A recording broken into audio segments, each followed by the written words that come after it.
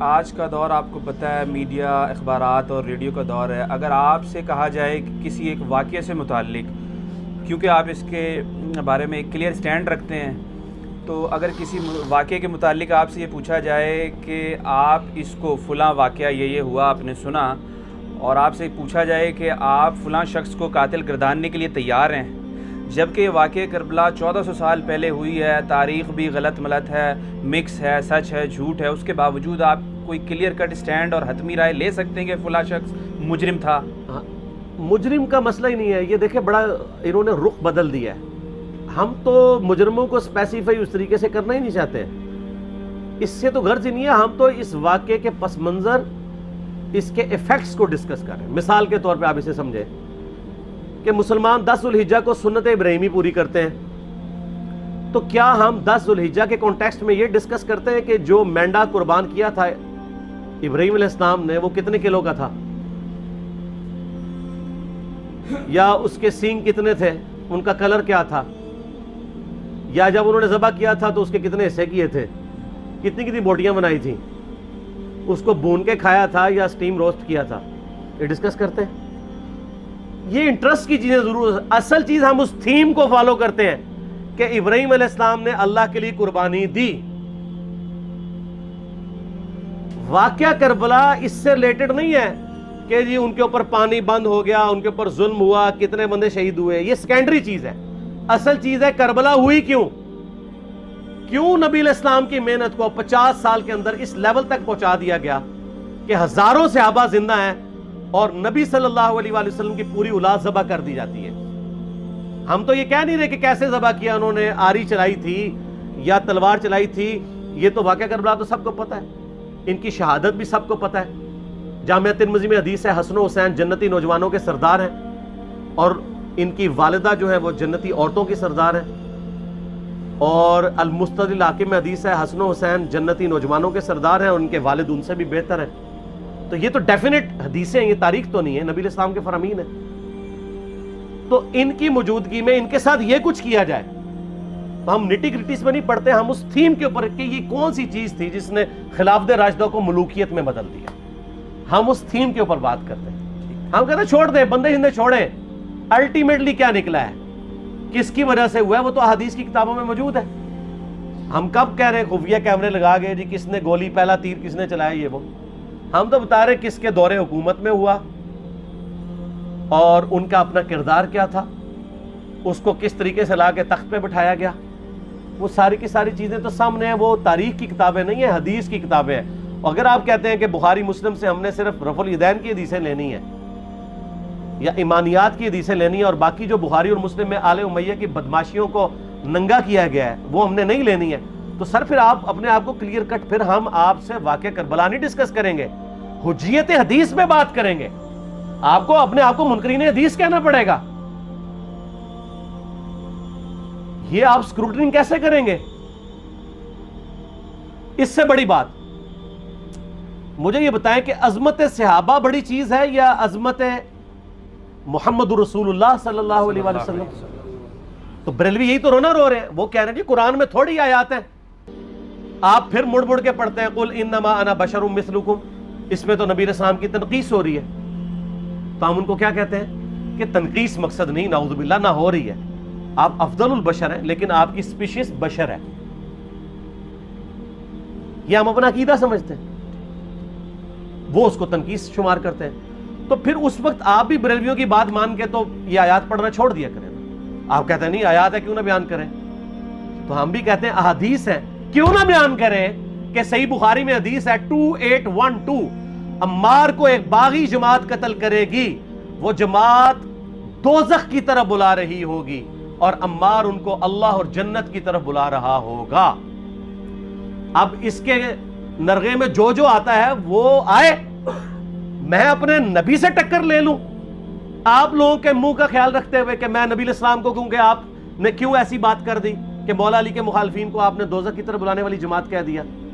تو لیں آپ ٹکر، جائیں سیدھا دوزخ میں. اور تھوڑی جرت کریں، آپ یہ کہا کریں کہ اے اللہ، اپنے لیے کہا کریں کہ اللہ تعالیٰ آپ کا حشر یزید اور یزید کے آباء و اجداد کے ساتھ کرے اور اس کی اولاد کے ساتھ. ہم کہتے ہیں کہ اللہ تعالیٰ ہمارا حشر جو ہے وہ مولا حسن حسین مولا علی علیہ السلام اجمعین اور اہل بیت کے ساتھ کرے، آمین۔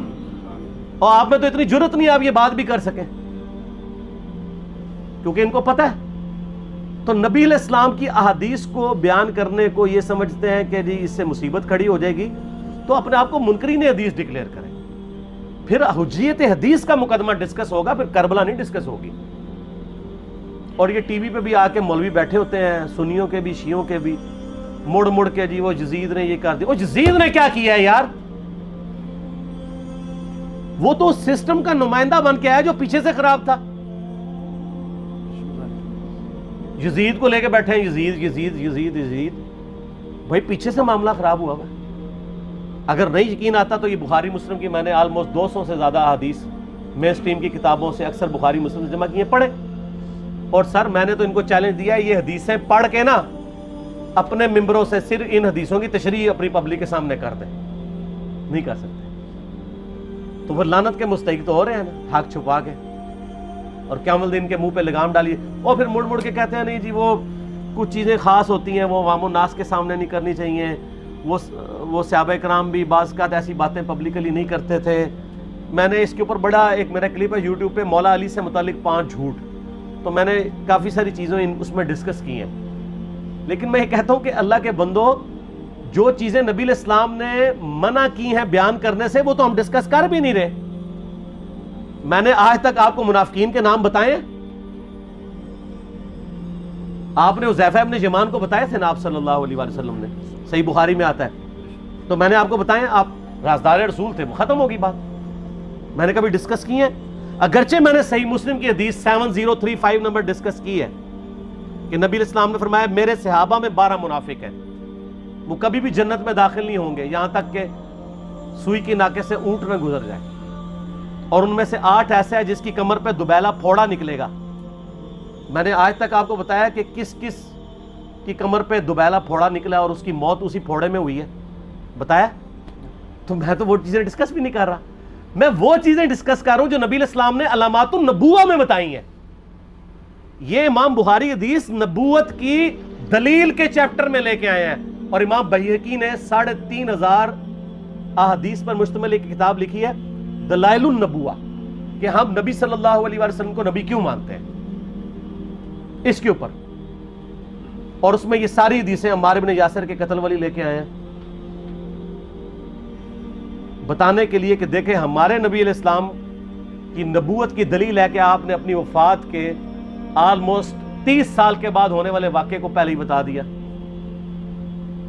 یہ حدیثیں چھپانے والی نہیں، بیان کرنے والی ہیں، علامات النبوہ کی حدیثیں۔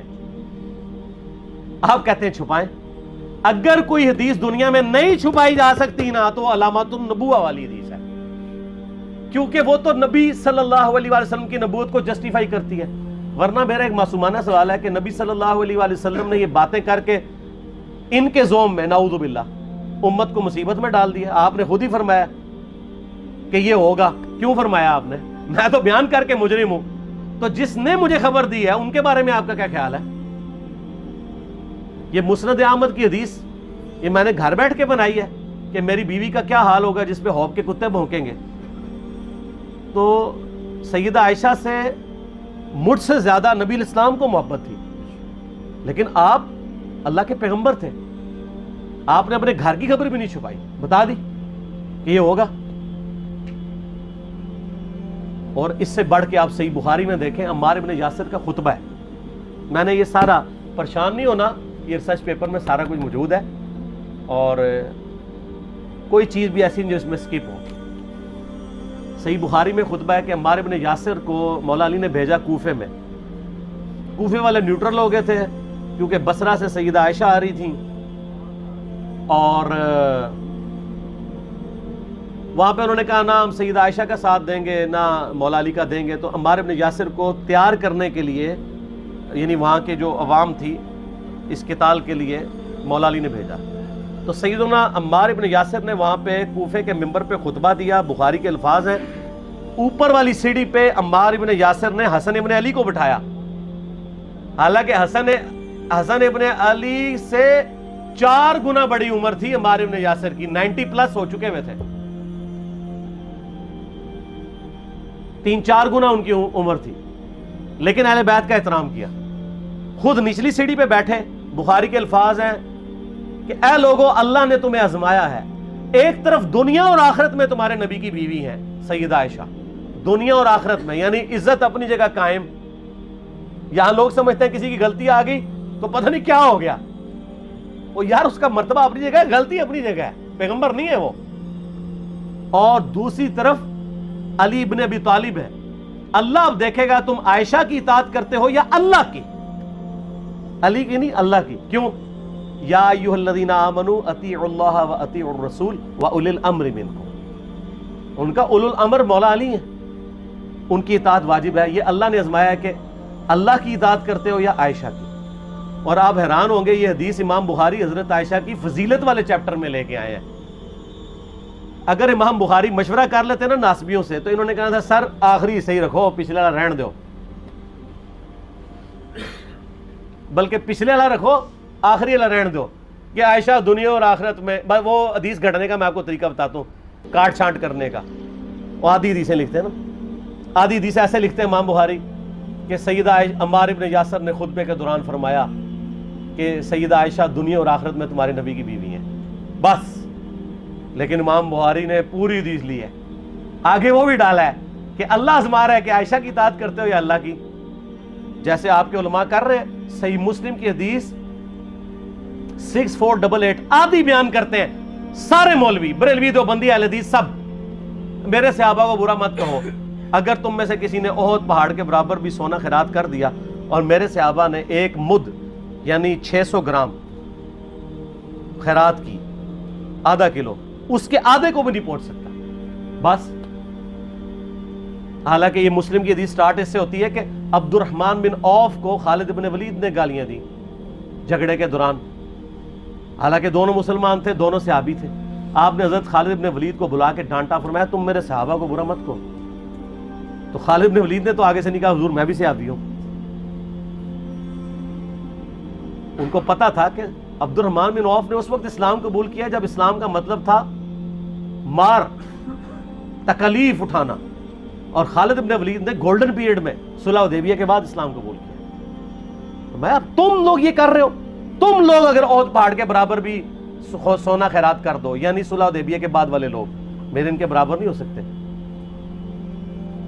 और जो फतह मक्का पे माफी मांग के मुसलमान हुए हैं, तुलका, मुअल्लफतुल कुलूब, आले उमैया, उनका तो लेवल ही कुछ नहीं है।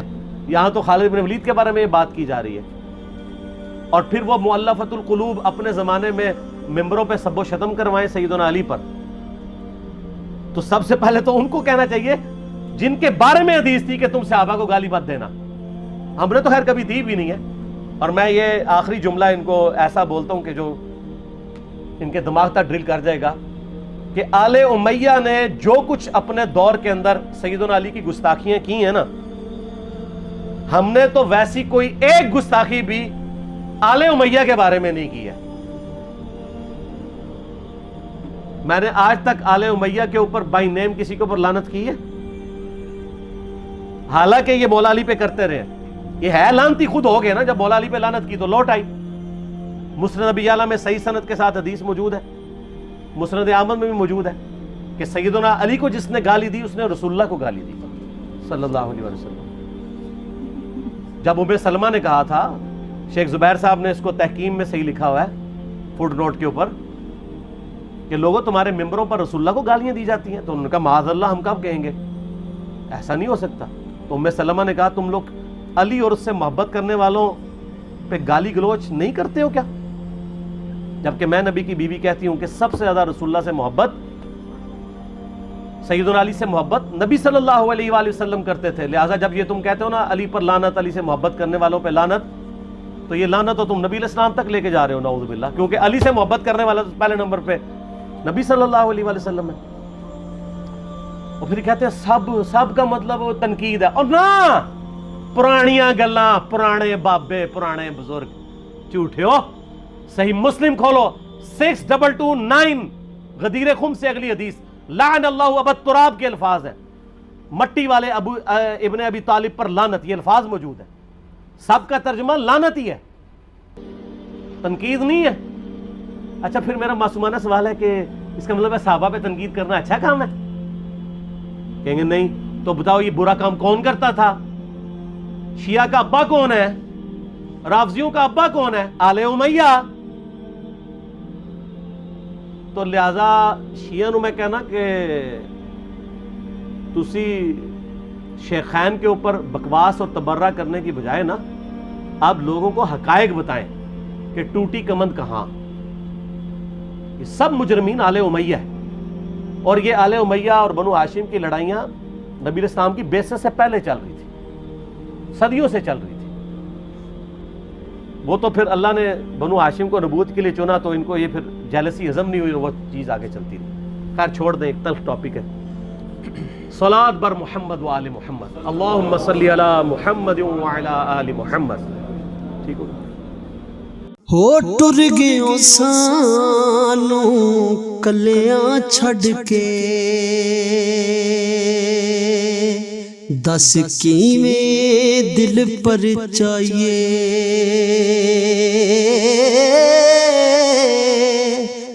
لاگیوں جیڑی اگ وچ سینے، ہن کادے نال بجھائیے.